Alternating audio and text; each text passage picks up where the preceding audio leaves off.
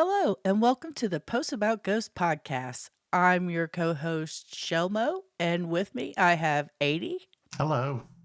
And today we've got some good ghost news and a couple new sections for you. We hope you're enjoying the podcast. And without further ado, let's kick it off. Ghost news. What you got for me, Aidy? Yeah, well, I was perusing YouTube and came across a video from Jason Hawes, who people might know from Ghost Hunters, Taps, Yes. that used to be on the TV. And apparently, the owner of the Conjuring House, Andrea Perron, reached out with regards to asking him for help with regards to preserving the Conjuring House, which apparently goes up on auction on the 31st of October this year. So the desire is to make sure that this property isn't purchased by a party that is only interested in exploiting it as a money-making scheme. Yeah. So Jason has put together an appeal to raise money to save the Conjuring House. And as I say, this is to make sure the property remains in the right hands, to make sure that repairs and preservation of the property can happen. If they do get past the initial goal, of course, of acquiring the property, any surplus funds will be used for repairs and preservation. With the idea, in order to make sure that this historical house is kept going, it will make the property accessible and affordable for people visiting there. And if the bid is successful, the property will be placed into an LLC. So Jason Hawes is saying he's not going to own it and profit from it. It'll be put into an LLC. However, if the bid is unsuccessful, then all the donations will be refunded. Now, I will provide a link to the GoFundMe page at the end of this section here, and it's well worth people going in there to check it out. Because there's a lot more details. There's a body of text there and a video by Jason himself going into details about what the GoFundMe is for, and what have you, you know? So it's a better idea that people go to that and then you can see, because he breaks it down fully as to what their objectives are. So, yeah, that was something that I saw. And yeah, I mean, personally, I think it's important to preserve places like this, historical places, for people who want to visit and explore its history, because it's not just for people that want to go there and experience a paranormal investigation. It is like there's a history to the place as well. Yes. And these days, that's not always possible to go to places like that, because many old places are commercially owned and they become inaccessible, or they're privately owned and people don't want, obviously, people coming round or what have you. Or a lot of them have been demolished. A lot of the old buildings are torn down and there's nothing there anymore.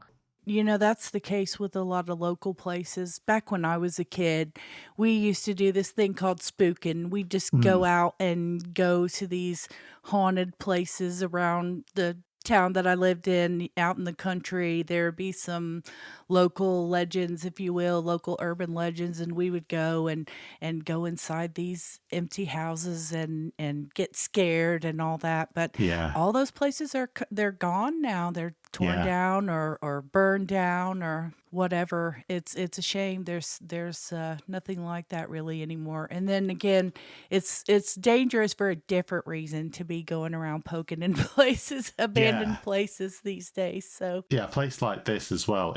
It's the idea is it is a safe environment for people to go in. You know, and as I say, it's not just about going in there with all your recording devices and stuff like that. It's historically important. And there are some places you do see on the TV that these paranormal teams go to, but there's also a few where you can't just go there yourself, you know, out and do something like that. You have to be either part of a wider team on an organised investigation.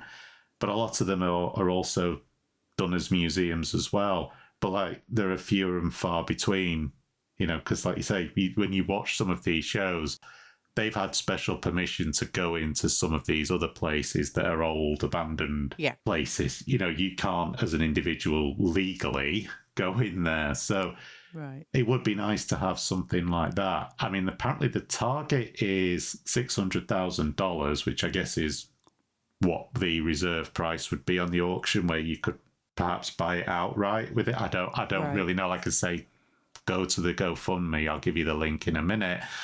And he's currently set at $155,215. But Jason has pledged to match every dollar raised up to $1 million.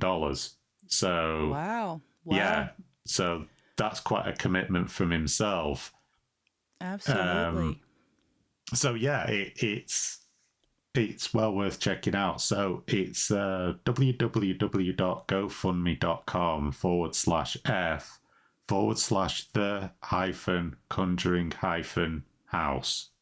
Well, the dash instead of hyphen. It's the little dashes. It's not just all one word. There's little dashes in The between. dashes. Yeah, sure. So yeah, and if you go there, like I say, there's a wall of text for you to have a look at, a nice body of text. It's all clearly laid out, and there's a video on there as well. And he's also been posting update videos too. So yeah, I checked it earlier today, and it was sat at 155,000, which, with Jason matching that, actually that is double, because he's matching every dollar put in. So That is fantastic. yeah, to get to like 600,000, I imagine the outside donations would have to get to 300,000. So it's not actually that far away. Yeah. So if this is something that any of you are interested in and can help with, go to the GoFundMe and buy a little bit of the Conjuring House. There you go. Yeah. All right. Is that it? Yeah. All right, then. So, next up, we have one of our news sections called Urban Legends. This week, we're going to be exploring the urban legend Bloody Mary. And I'll kick that off by kind of describing what it is. It's a ritual that kids did back when I was a kid. We all did it. We'd go into the bathroom and stand in front of the mirror and say her name. We said it 3 times, and she would supposedly appear. She never did, but anyway, the 3 main parts of the ritual to do the Bloody Mary ritual is, number 1, it always takes place in the bathroom mirror. I don't know if there are stories or any of you have ever done it in a bedroom mirror or a hand mirror, but every story that I've found, they're always in the bathroom, in front of the bathroom mirror. So that's number 1. And number 2 is there's a condition with the lights, and that is different. Some people say you stand in the dark the whole time. Some people say you stand in the dark and you have candles on. Now, the way we did it, we stood with the lights on and said her name, said Bloody Mary 3 times, and then turned the lights off. And that was the only way that I only did it that one time, so that's the only way I knew to do it. But I was looking up a few years ago, I was looking up Bloody Mary on YouTube because I started to realize about 10 years ago that you can pretty much find anything on YouTube. And I happen to be wondering if anybody has done Bloody Mary. So I looked it up and I found this guy named Tim Wood. He was on a channel, at the time it was called Live Sci-Fi, but I believe what he's doing now is called Demon Files. I think is his new channel's name. Yeah. Am I correct? Yeah. Demon Files is his new channel. But I found him maybe 10 years ago or so, and he was doing the Bloody Mary ritual. And the way he did it, he had the lights off and had candles going. And he didn't blow out the candles or anything. He left the candles going, and the light in the room was off. And then third thing about the ritual is the saying her name. That's something else that's different depending on who you talk to. We said her name 3 times. I've seen, I believe Tim Wood on Live Sci-Fi, I believe he said her name 13 times. But one thing about Tim, and since then, the guy will try anything. He definitely tries to get Yeah, he paranormal does. evidence, and he does a lot of it, different kind of experimenting. So I believe I've seen him say it 3 times, 13 times, backwards, forwards, in German. He definitely goes all out to try everything. So not seeing a consistency with the lights and the name. It's going to be different depending on who you're doing it with. And then so as far as what's supposed to happen, who knows? When we were kids, we were told that it was, I'll tell you, it was about a handful of 10-year-olds and one 13-year-old girl who thought it would be funny to scare a handful of 10-year-old girls, if you know what I mean. So she took Yeah. us into the bathroom, and the only thing that she said is we would see her in the mirror. That was enough to scare 10-year-olds. I've heard other people say that she's supposed to come out of the mirror. There's a old movie, and they redid it a few years back, called The Candyman, Yeah. which is based on the Bloody Mary legend. And in the movie, he was actually coming out of the mirror and killing people. Yeah. So that is different depending on who you talk to with the ritual itself. So stand in front of a mirror, you with the lighting of your choice. We'll just say stand in the dark bathroom in front of the mirror with candles. We'll go with that. Say her name 3 times, and she is supposed to make some kind of an appearance. Now, who is Bloody Mary? Mm. Let's go on to that. Okay. Now that we know what she does, let's find out who this elusive Bloody Mary is supposed to be. We have 3 main suspects. Okay. One is the obvious Queen Mary the First of England. She was actually called Bloody Mary. This woman was a Catholic who went on a Protestant kill fest, burning hundreds of people at the stake to avenge her mother's treatment by King Henry VIII. He was a real charming fellow. He Oh loved the yeah. ladies. He Yeah. loved the ladies. I believe, did he not die of syphilis? Yeah, I probably. believe he did. Yeah, Or yeah. if he He didn't die loved of the it, he ladies. probably had it, but So his daughter, to avenge the way he treated her mother, killed a lot of people, a lot of Protestants, yeah. because the Protestants came from, I believe Henry VIII created a new religion called the Church of England. Am I Hmm. correct about that? Yeah, Yeah. and they were the first Protestants. So she was on a mission to get rid of those people. The second suspect we have is a woman named Elizabeth Bathory. And what I've been able to find out about her is she was from the 17th century in a part of the world that would now become present day Slovakia. She was Yeah. accused of killing about 650 girls and women. She started with servants and then upgraded to higher class women, luring them into her home to kill them. But one thing that I couldn't find is a reason why she was doing this. There's no clear motive, but what I did find is that there are suspicions that she was falsely accused of all of this because her husband, who had been the commander of the Hungarian army, he was deep in debt when he died. And she Yeah.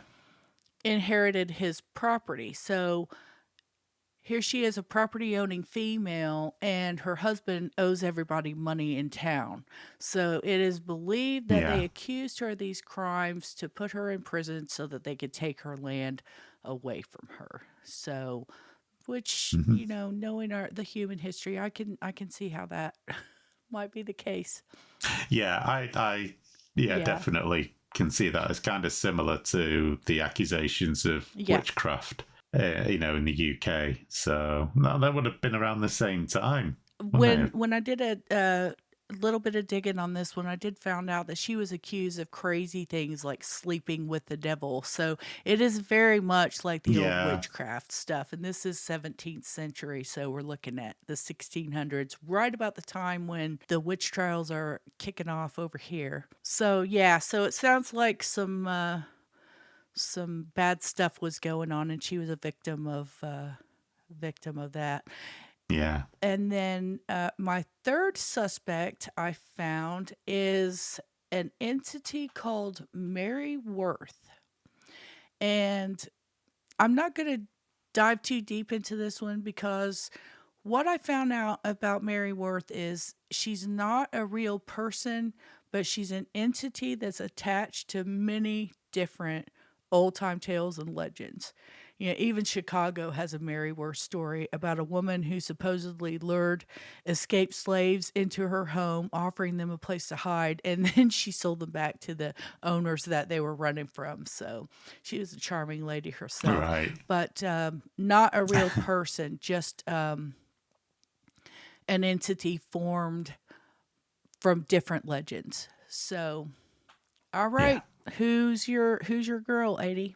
I'm going for the home team with this one. I'm going Queen Mary of England, Mary the First. I mean, she's a real historical figure, well documented what she did. They actually called her Bloody Mary. Yeah, that's it. And her actions actually echoed with Elizabeth I, who did a purge of Catholics. Yeah. In this country when she became queen. So actually, and what was interesting about that was Elizabeth I was initially reluctant to do that. She was actually goaded by political figures at the time who were worried about, because of the conflict, or the sort of attrition there was with Spain, which was a Catholic country.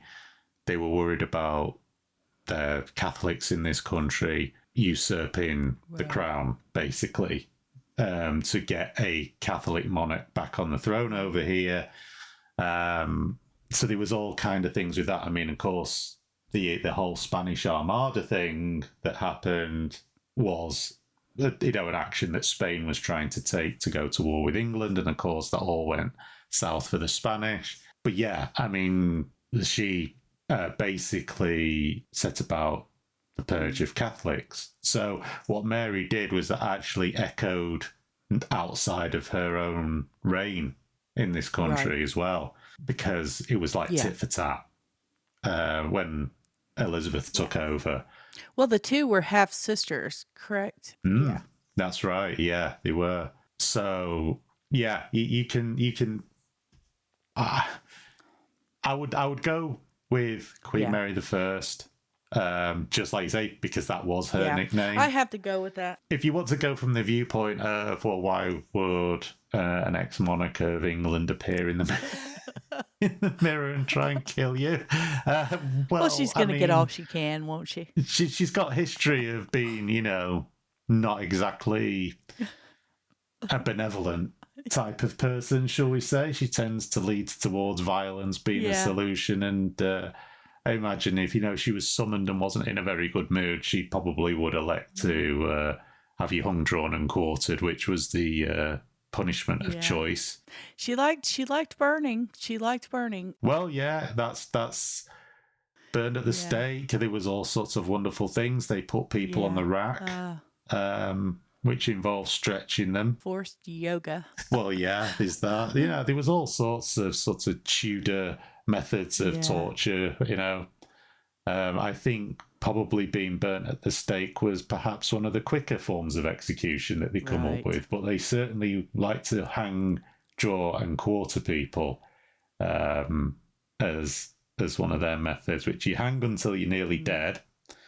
You then put on a table and have your entrails taken out, Your inside's taken out, and then before you die, they quarter you. So essentially, they pull your arms and legs off as a method of execution. You know, they say that ghosts tend to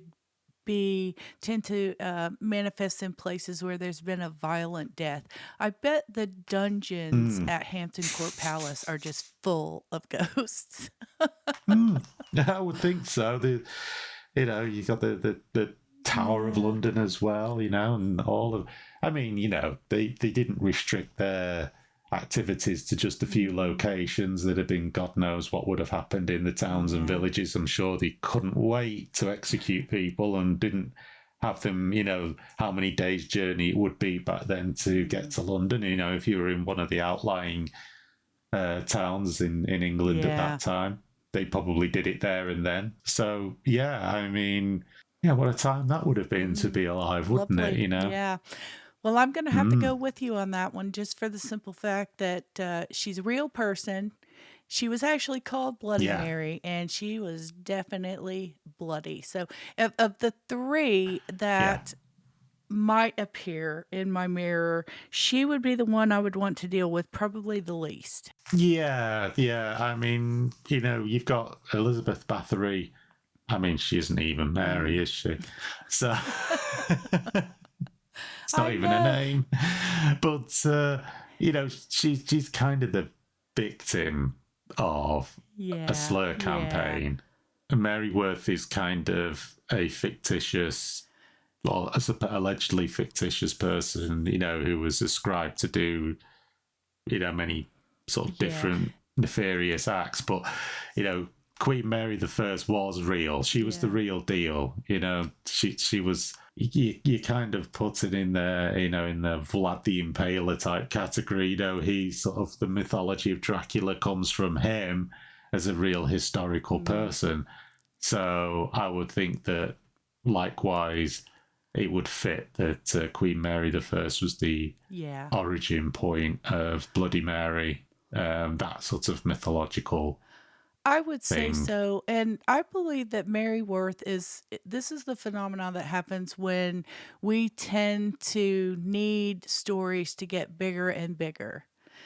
I believe that Queen Mary was probably the origin story, and then the stories got bigger and bigger, and then all of a sudden it's a friend of a friend of a friend's friend that and all this, you're not really sure who it was or who was involved anymore, and a name gets attributed to that. I think that's kind of what's going on there. So I'm gonna say I think you're probably right. We've got a bloody queen invading people's mirrors. Well, yeah, and if anyone thinks, well, why would she appear, across the other side of the Atlantic? Well, I'm pretty certain she wouldn't have passed up an opportunity, given her ability to ethereally appear anywhere to do somebody in. I'm sure that was something she would have craved in life as well. I can imagine, yes. Instant transportation from one place to another to do the job. Kind of like the Wicked Queen in what was that show, that Once Upon a Time, the show on ABC that we were watching, just appear like the Wicked Queen. Wouldn't that be great? Yeah, just kill everybody around and then smoke off again. Yeah, exactly. And there was a mirror involved in that too, wasn't there? So. Well, if any of our listeners have ever played Bloody Mary, I'd really love to get a letter from you at stories@postaboutghosts.com and let us know your experiences. Especially if she appeared. Yeah, if she appeared. Was she wearing a crown? She looked regal. Oh, my goodness.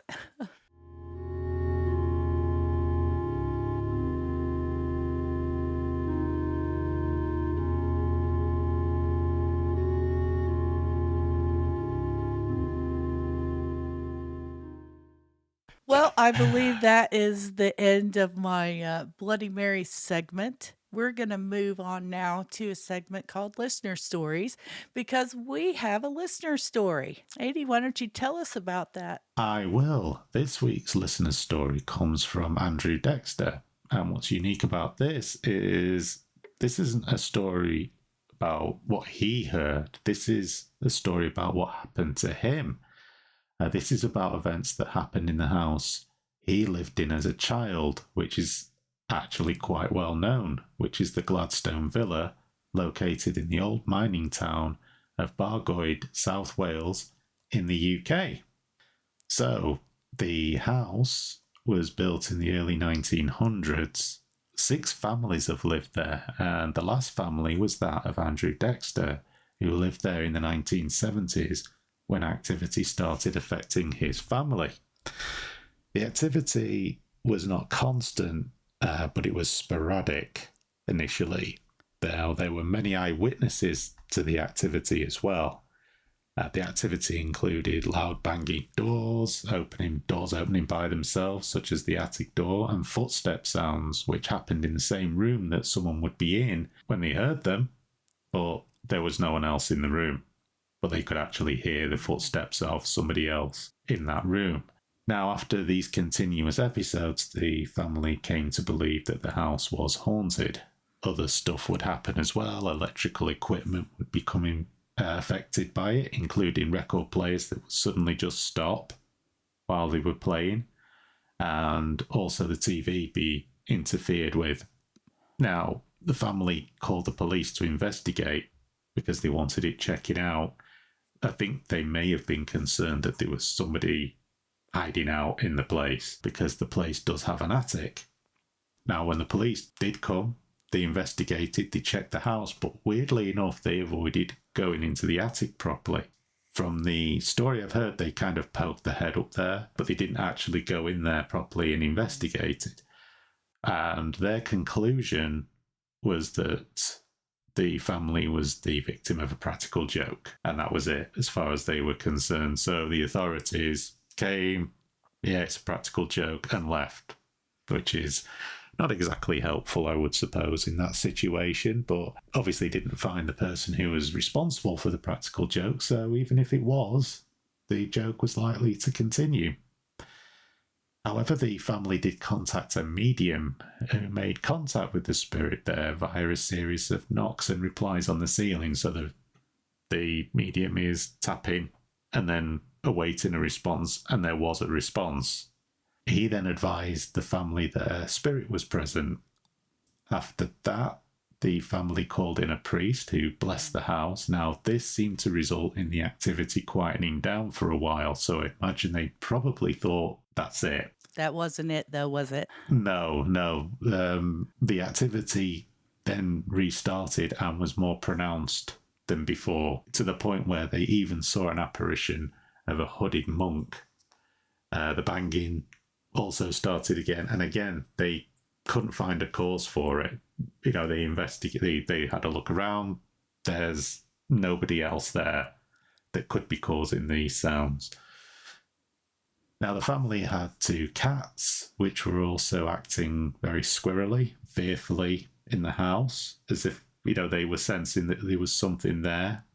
And then, as Andrew sort of got older, because he was a little child when all this started, so as he got older and started to become aware, he started to recall activity that he was experiencing as well. Now, one such case was the incident of what was believed to be the spirit of a dog that jumped on the bed that he was on.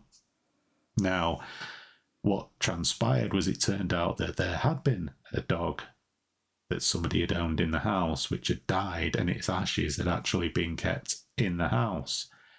Now, on the bed, they saw paw prints imprinted onto the covers on the bed. Wow. Now, you might think, was this a cat?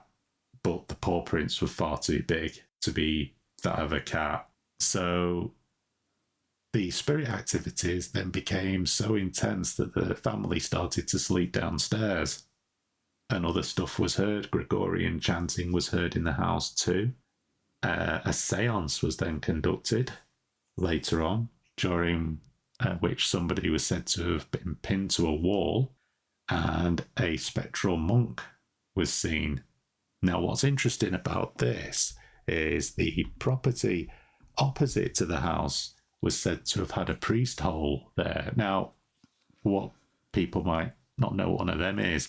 And it kind of actually ties in a little bit to what we were just talking about with Bloody Mary, that priest holes were used in a time during religious persecution, quite often because Catholic priests couldn't conduct mass in a church because it was outlawed. They would visit people's homes and they would conduct private services for Catholics. And if the authorities got wind of it and would come around, they used to have a little hidey hole that the priest could hide in. And sometimes these hidey holes actually had escape tunnels to other locations. That's fascinating. So the priest could actually escape from there. Now, you know, you link that into apparitions of monks, you know, what was happening there with the priest hole being discovered. Was there something, did something happen many years before? Who knows? But yeah, I thought that was kind of interesting. Yeah. As far as what I got into when I was looking at this story, I noticed that the family got so used to the entity that they just gave it a name and started calling the ghost Johnny. Yeah, that's right. Yeah. It just became a part of the family, I guess, in a way. Yeah. One of the things that when Mr. Dexter reached out to us, he said that this experience caused an absolute skeptic to become a believer.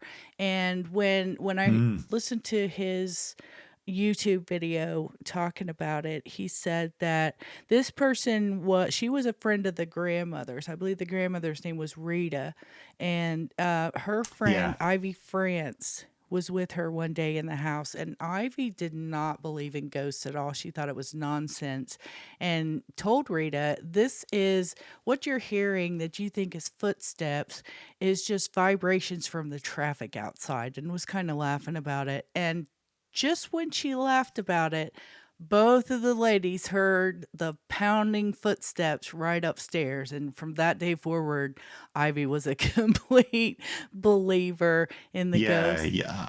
As I've always said myself, I will always look for the scientific, but I can't correlate traffic to footsteps. You know, vibrations may, you know, if you've got, depending on how well the foundations of the house are, if a heavy vehicle passes, I can imagine certain things vibrating, moving, maybe wobbling. You know, maybe something falling off the wall. Yeah, you know, I can correlate that. But footsteps, you know, if you're hearing footsteps continuously, even, you know, traffic isn't always, you know, a heavy truck isn't going past always. So yeah, if something's wobbling, it's not going to move. And they clearly said they could hear. The grandfather would listen and try to pinpoint exactly where it was, and so it was moving around. Yeah, that's right. I mean, you know, there was the incident I remember many years ago in the Manchester Museum. They were seeing something in there was moving by itself, and it ended up being traffic outside, but it was the vibration, and it was moving in a cabinet. It was a particular thing in a cabinet that was moving. You know, it doesn't sound like footsteps. You know, I can't think of what, even a loose floorboard isn't going to sound like footsteps. And it would be very easy to discover what that would be when you were investigating it. And they tend to creak. You know, loud footsteps are very distinctive, aren't they? And it's just interesting because other stuff as well. I've got here that in the video that I was watching described they heard a child crying inside of a cupboard, although there was nothing in there. Now, that's not a vehicle passing by, is it? What was interesting as well is that the second family that owned the house in 1924 had a child that died in there.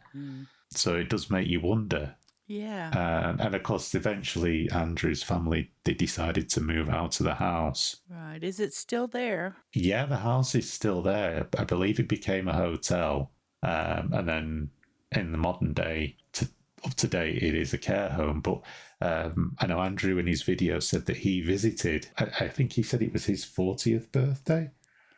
He visited there when it was a hotel, and he'd asked, you know, if anything weird had happened in there, and that there were stories of strange occurrences going on in there after he'd left. So, yeah, I just thought it was very interesting to get an account from somebody who experienced these things firsthand and, actually lived through it, and for that place to be still there today, and for the person, himself to still be around to talk about it. Because quite often, a lot of it does become hearsay, but you've actually got somebody who kind of grew up there, I guess, for a while and lived it. And, I'm pretty certain at the time they would have really, really liked a conventional, everyday, mundane excuse for what was going on, because it sounds like it got quite fraught and quite scary for them. I mean, if you're having to sleep downstairs,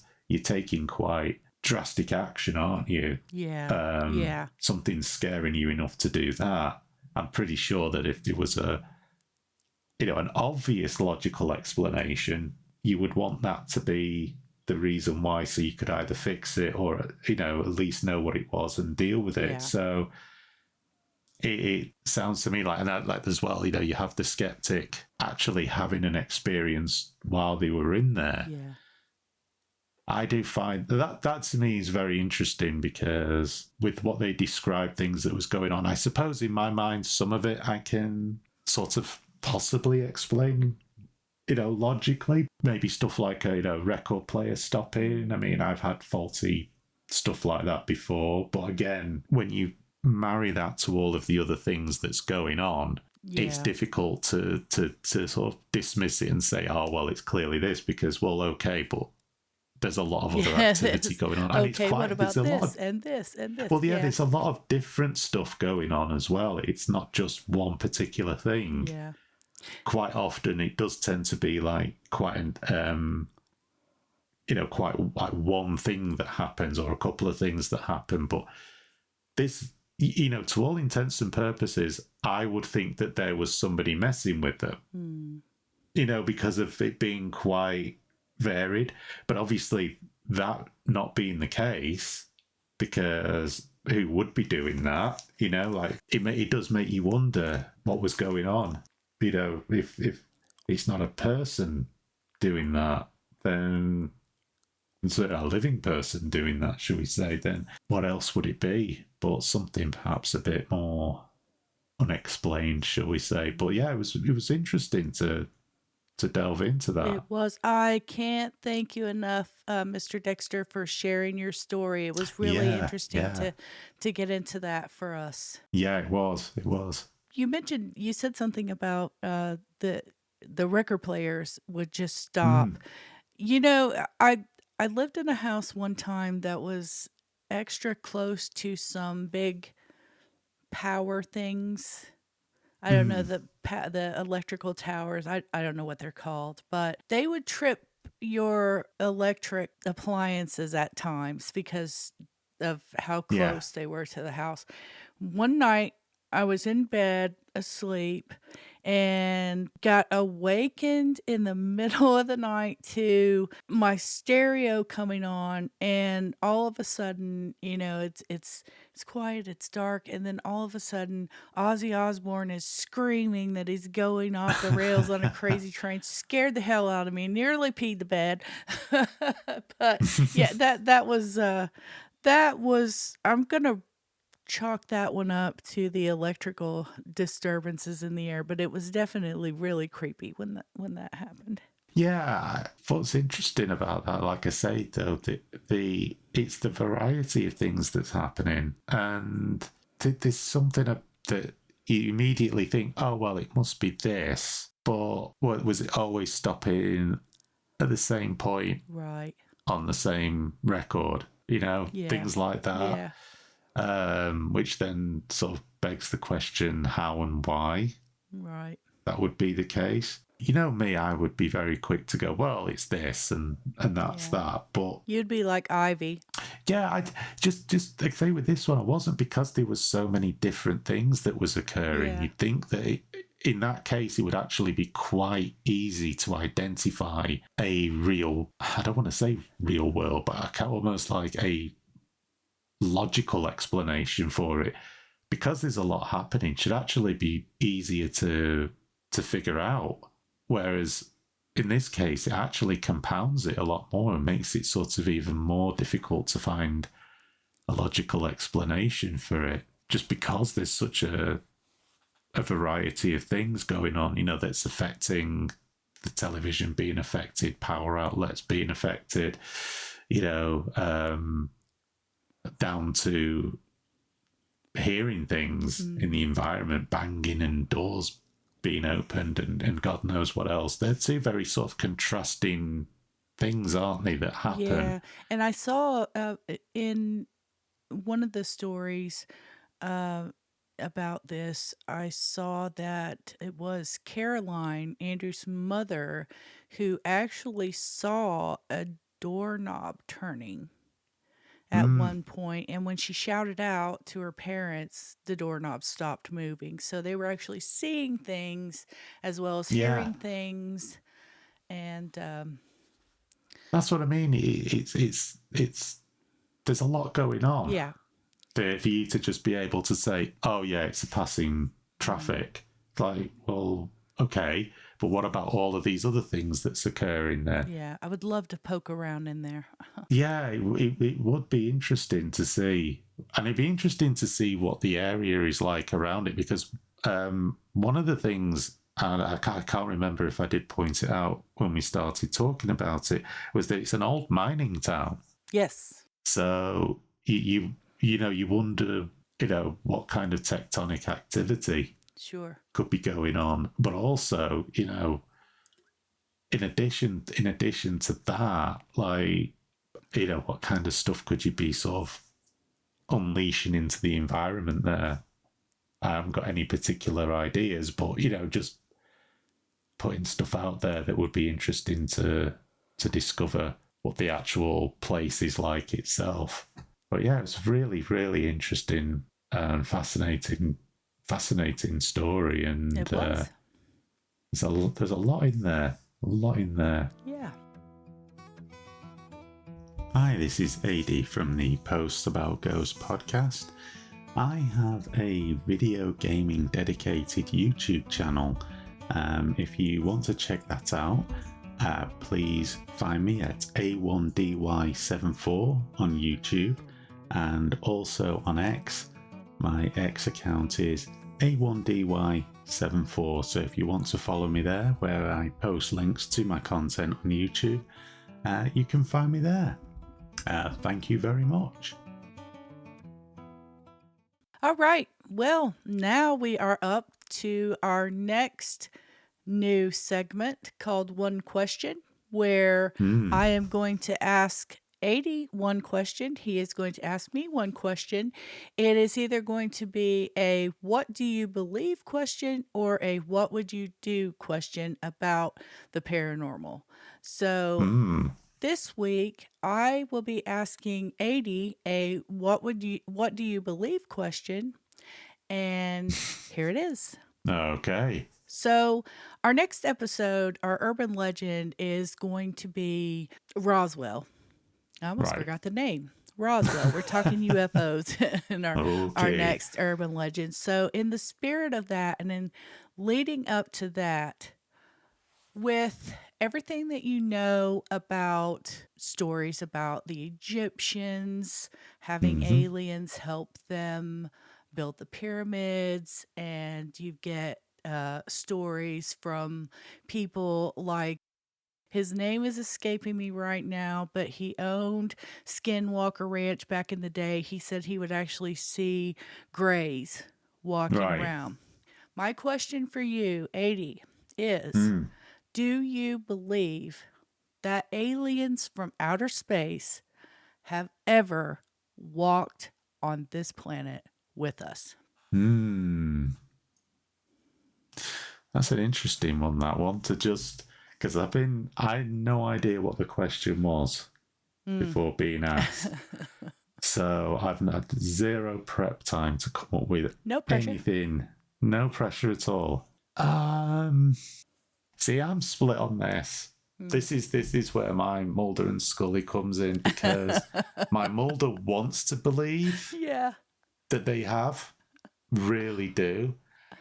My Scully side goes, yeah, but why would they come here? And if they were walking around amongst us, to what ends and what purposes? And wouldn't that be a giant risk on their part? And then you have to start going into the sci-fi part of, are they just that powerful that there's nothing that we can do? Can they zap you with a freeze? Do you know what I mean? Yeah. Can they do a Men in Black mind wipe on people and all that kind of thing? Now, it's a tricky question, because yes, I do think there are other life forms out there, given the expanse and vastness of the universe.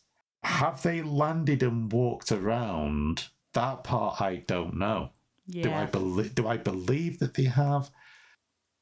I'm more inclined to believe that they visited here but stayed in a ship, because that's what I would do, given how humans are so unpredictable in their reaction. I mean, depending on where you are, you're as likely to be shot as you are sort of greeted with any kind of anything other than abject fear.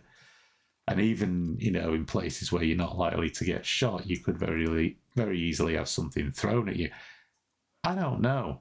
So you don't believe that they were ever doing any building contracts for the Egyptians or anything like that? No. That I think I can see why people think that, but I think there is a real tendency to underestimate just how clever, industrious, and resourceful humans were sort of 4,000 years ago. I think there is a belief that they were all sort of idiotic people that were sort of frightened of their own shadow, which isn't true. Right. You have to look at the civilizations that did exist thousands of years ago. And you also then put that into it on an evolutionary scale. It's not that long, 4,000 years on a sort of evolutionary scale isn't that long. So I don't think that you can say that they were that dumb. I mean, a lot of their stuff exists today because it was very well built, and we know Egyptians use slave labor. It's ingrained into different religions. There's whole stories about the Israelites being led, out of slavery. That's it. When people ask how the Egyptians built the pyramids, you got to think, well, they really weren't the people that wanted it done weren't the people that had to do it. So yeah, I mean, the idea that they were using some kind of anti-gravity, it's called whips and a hell of a lot of muscle. And a choice between that or being beaten to death. You'd be amazed at what people can achieve. Yeah. Empires were built on the back of that. And, the great feats of engineering were done thousands of years ago. I mean, on the one hand, they'll go, oh, look at, Roman engineering, aqueducts and what have you, and all of this. No one equates that to alien interference, but a pyramid, and then all of a sudden, it's like, well, people couldn't have built that. And it's like, well, yeah, actually they could. They did. Mathematics has been around for a very long time.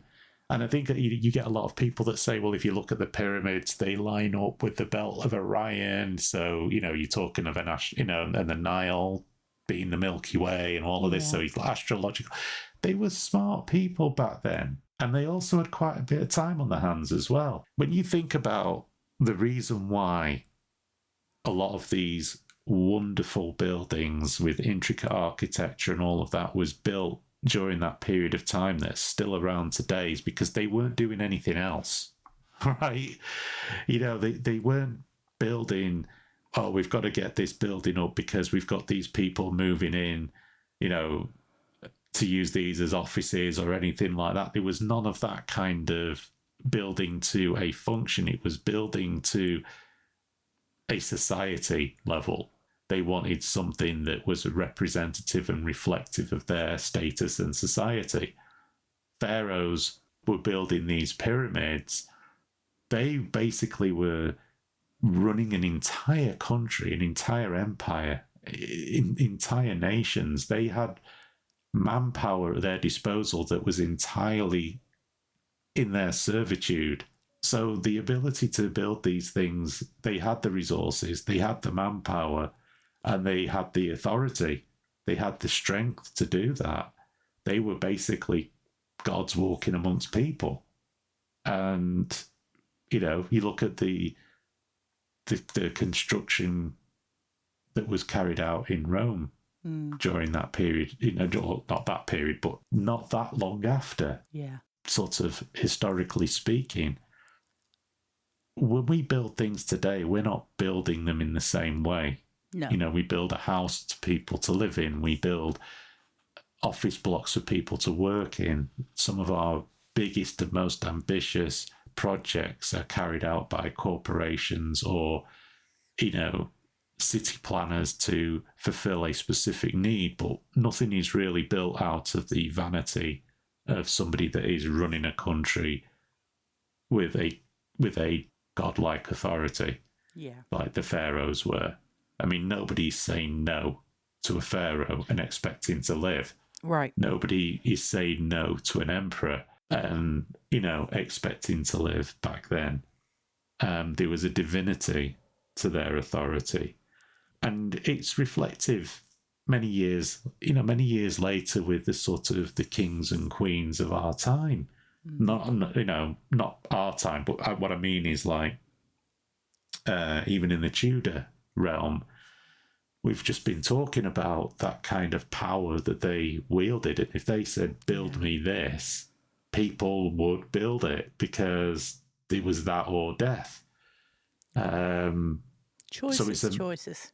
Yeah, I mean, nobody's going and telling these people we can't financially do that, because that just wasn't a thing. It was like, there's the rock over there, and all of these peasants are going to build it. And if they die in the process, well, they've died in my service. And what a glorious death it shall be.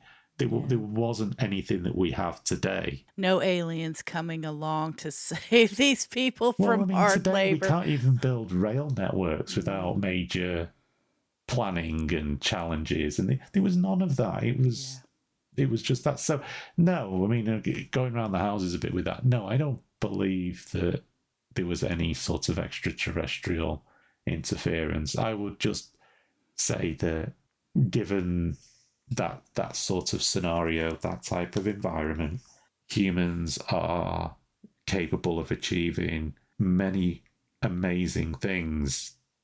However, the price was a very, very painful one. And I think that before we attribute things to extraterrestrial things, we should also remember the people that suffered and died under these rulers that did build this thing.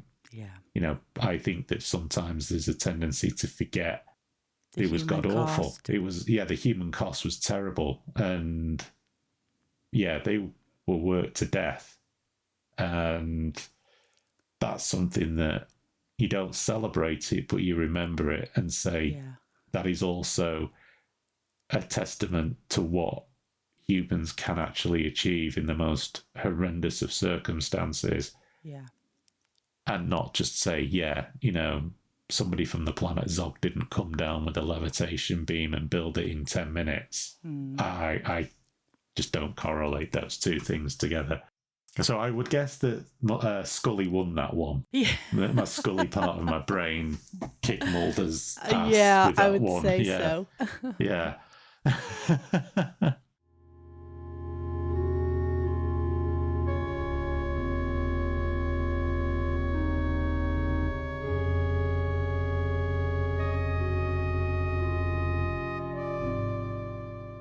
You got a question for me? I do. And I'm hoping this might be a little bit more a straightforward one, knowing you. But I think I'm going to ask it anyway. So, I was thinking about what is the gold standard of finding evidence of the paranormal. The thing that everybody who goes and does paranormal investigations, what is it they desire to see the most or experience the most? So my question would be, if you were on such an investigation, what would you do if you actually saw a full-bodied apparition?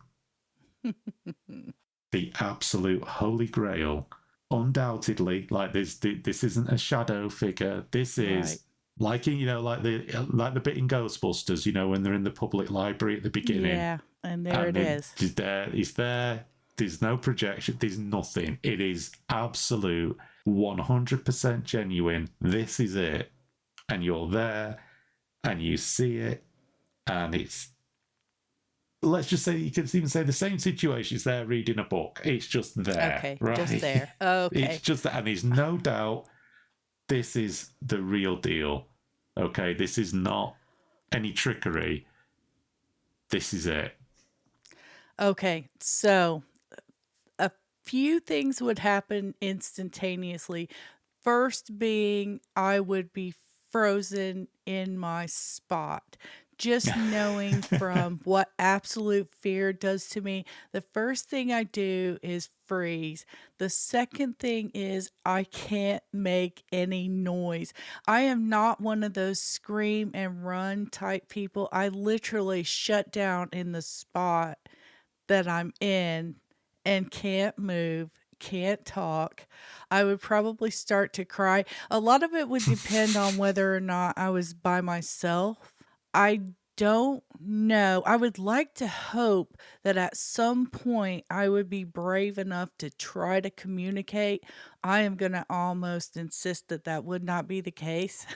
And so I would be praying that someone was there with me to take the lead, because more than likely what would happen with me is I would absolutely shut down and miss an opportunity to catch Right. the real evidence. And that is just a sad fact, because I am a big scaredy cat.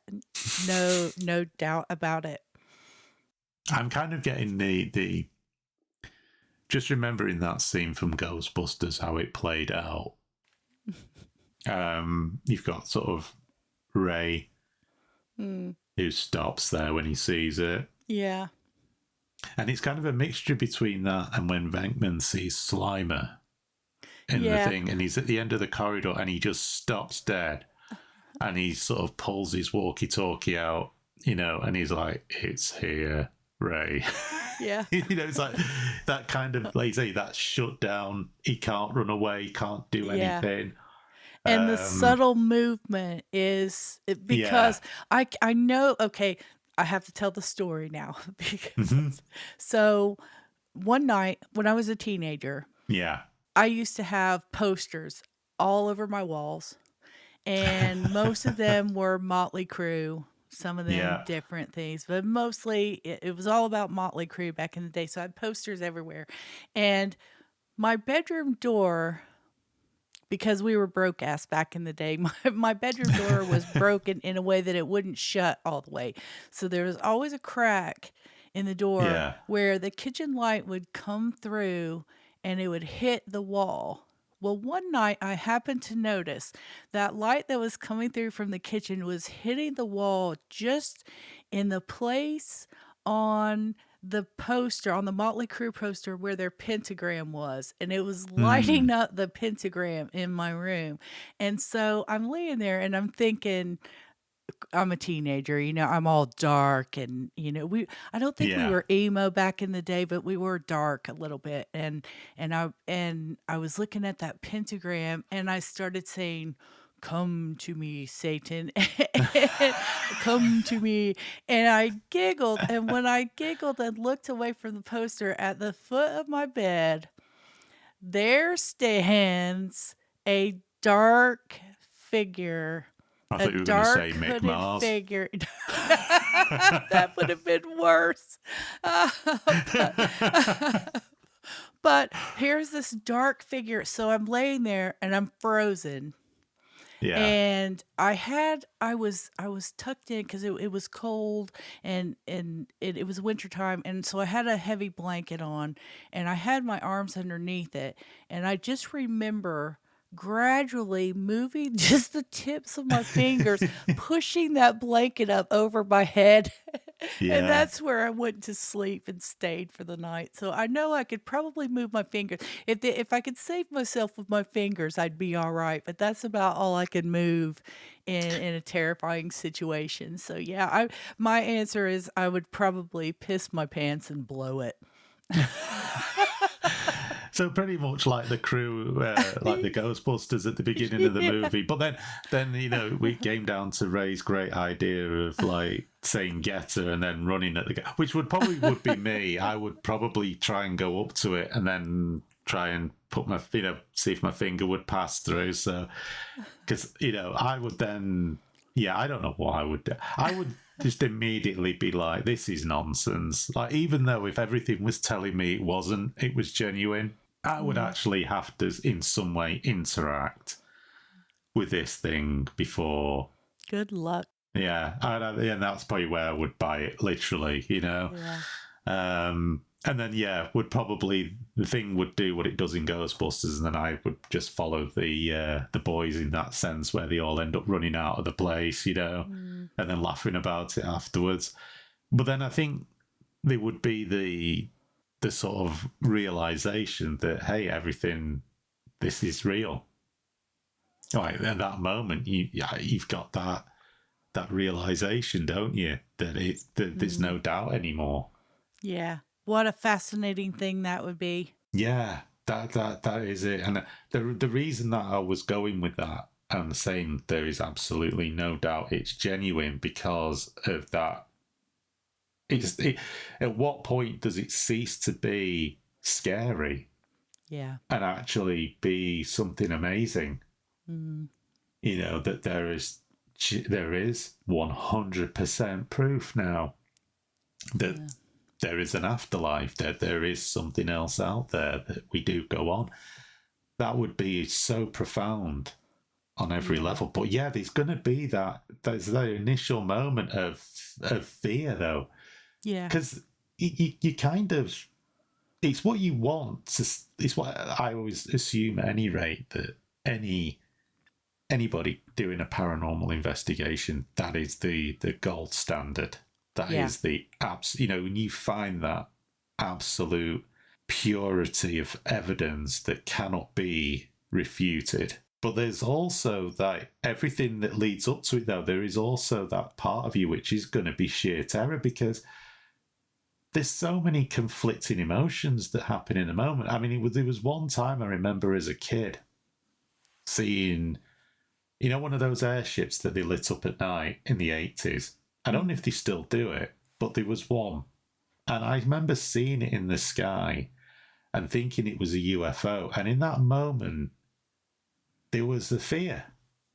It was like, oh my God, like, aliens genuinely are real. This is not something in a book, a magazine, a film, a movie, a TV show or anything like that. Until I realised what it was. But there was that moment of almost like paralysing fear. Like you were saying, like being unable to move. Yeah. Because I was in my back garden at the time, and like there's the trees at the back. I could see this illuminated object moving slowly behind these trees, so I couldn't actually see what it was. And I'd never seen an airship that was lit up at night before. It just was never a thing. I didn't even know that such a thing existed and was possible. So in seeing that at the moment, that was like, my mind was like, this is it. Like, I am now actually seeing this with my own eyes. There's no trickery involved. I think I was about 11, 12 years old at the time. And it was just that moment of fear. And it's like, well, what if it's like War of the Worlds? What if these things are hostile? With, that is the big question. Yeah, but you know what I mean? And even though it transpired that wasn't what it was, in that moment I thought, there is now no doubt that aliens are real. There is no doubt at all. And then your mind sort of races, even as a young person, an 11, 12-year-old, your mind starts racing of all these different things of what could possibly happen, because I was big into sci-fi as a kid. Yeah. Loved all these sort of alien invasion movies and Star Wars and Star Trek and all of that. So it's like your mind races with all of those things and all of those possibilities. And you do remember what that was like, and it kind of would be interesting to see if something like that would happen in the sort of in the same example of the paranormal. What would your mind is going to race with all of these things that you've sort of grown up watching or believing or whatever in that instance of seeing something. But in this case, it is genuine. It's not an airship. It's not a human thing. It's like, no, this is it. It would be quite intense, I would think, for anybody, no matter what your constitution was. There is going to be that moment where everything, your world changes. It flips, even though it might be going into a direction that you want it to go into. It's still quite a scary thing because you've stepped over a threshold now into a entirely different world, of one that was speculative to one that is completely confirmed and real. And that is those type of things are absolutely monumental. That changes everything. Yeah. In that moment, the world is completely changed forever. And that's interesting. But what you said is kind of interesting, is like you would just be rooted, I guess, to the spot. I think most people would. I think even the most seasoned paranormal investigator in that moment, because whether you subconsciously believe it or not, or whether you thinking of it or not, your subconscious is literally running at 1,000,000 miles an hour, reprogramming your perception of what reality is now. And that is going to lead to, I think, a paralysis of action. Because you can't, it breaks something.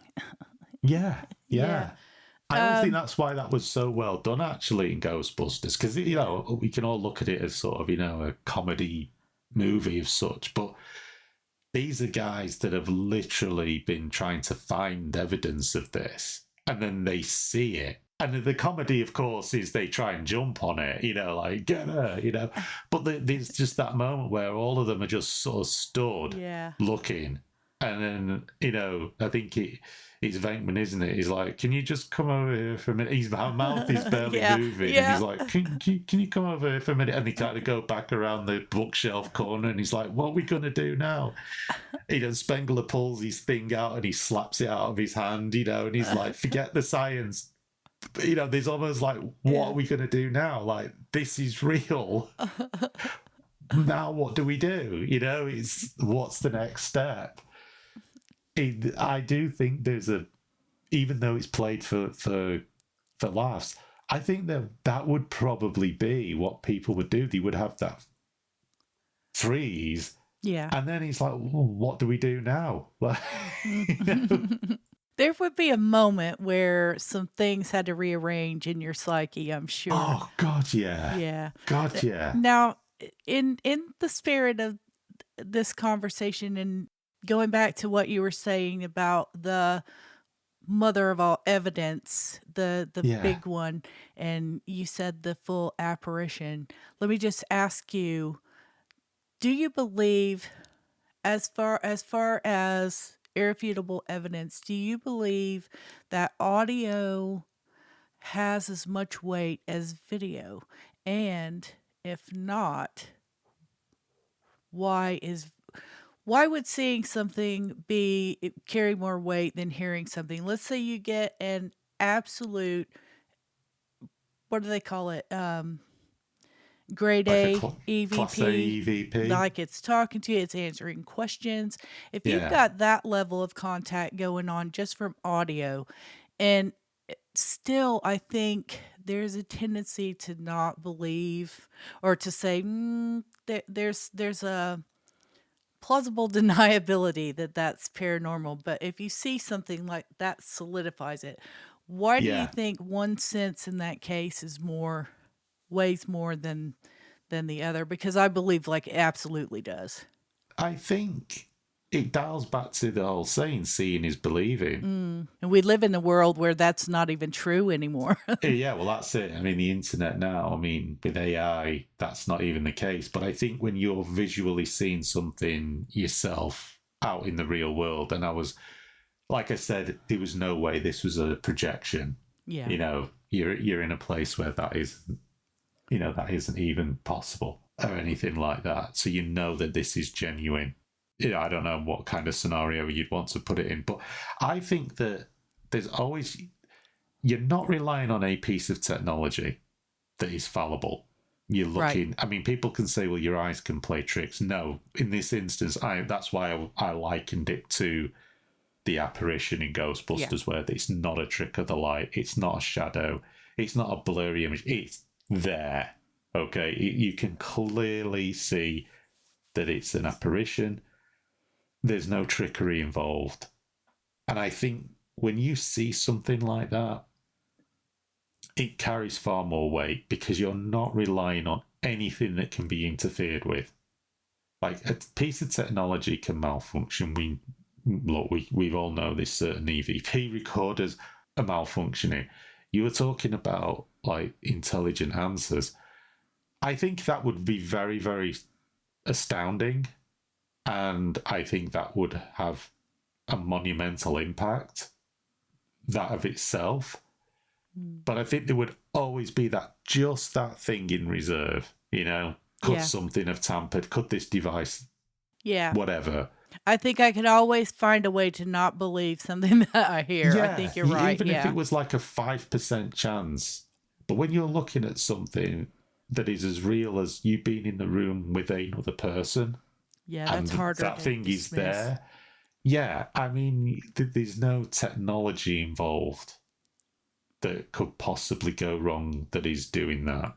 Yeah. And especially if other people see it, so you know that you're not hallucinating. To me personally, I think that is the, like I say, it's the gold standard, because it's actually everything of your senses become unified in that moment, because you can see it, you can hear it. There's probably, you know, your experience in a response bodily, you know, like goosebumps or whatever. It's all of the senses working in concert in that one moment. Yeah. Whereas with others, you know, if it's just auditory, it's not, is it? You know, it's one of your senses. And that's not to belittle anything that could be captured in that sense. But I definitely think that.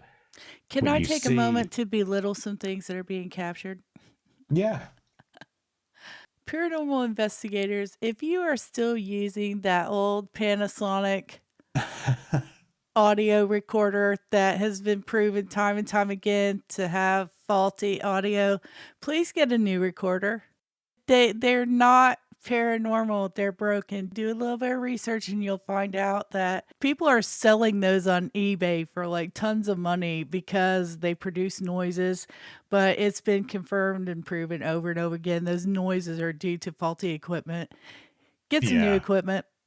Yeah, I mean that's the thing, isn't it? That always comes back to why seeing something with your own eyes is almost the gold standard.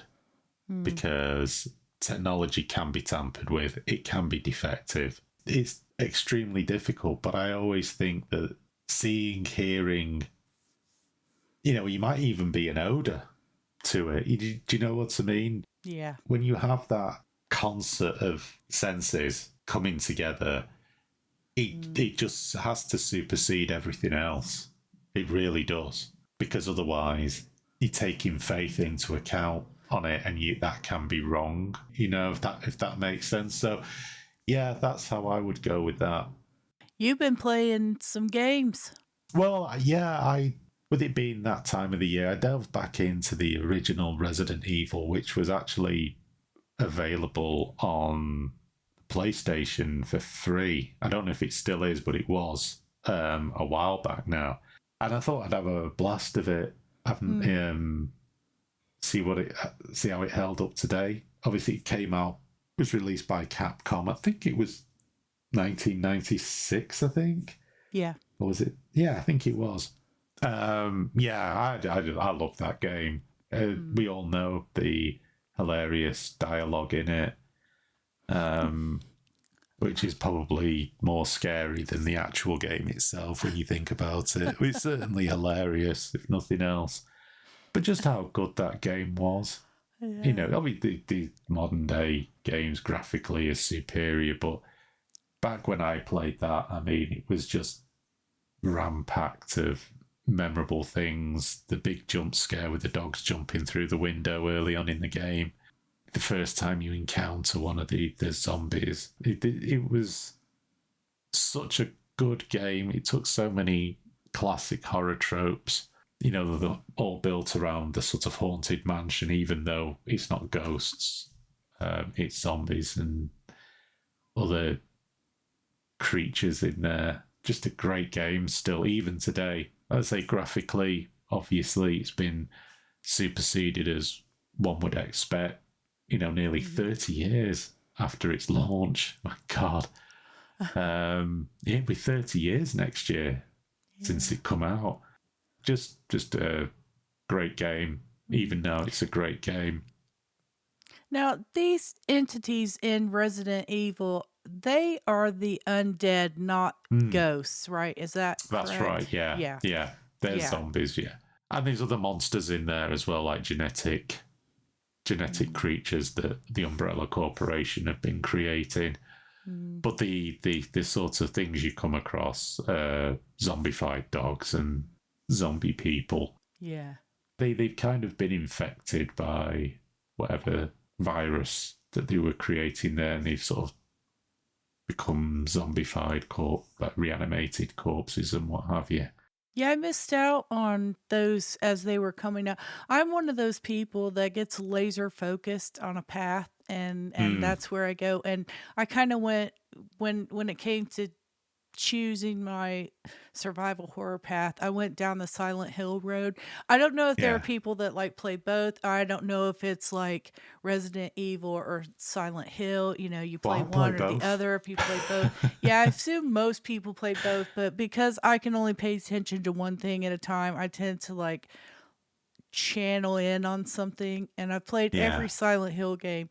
I've played none of the Resident Evil except there was a girl named Amber back when I was doing the Pink and Deadly podcast that had Resident Evil 5, and I got it and played a little bit of that with her, but yeah, just have not had the Resident Evil experience. It's interesting that with Resident Evil 4 and then more so with Resident Evil 5, they went a little bit more action orientated. They sort of went over the shoulder with the camera.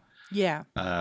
Whereas Resident Evils 1, 2, and 3, they were fixed cameras. Yeah. I was told when I played it, this is totally different than all the rest of it. Yeah, I mean, it is. It for a while actually alienated quite a number of the fans of the original trilogy, which I was one of them. I liked Resident Evil 4.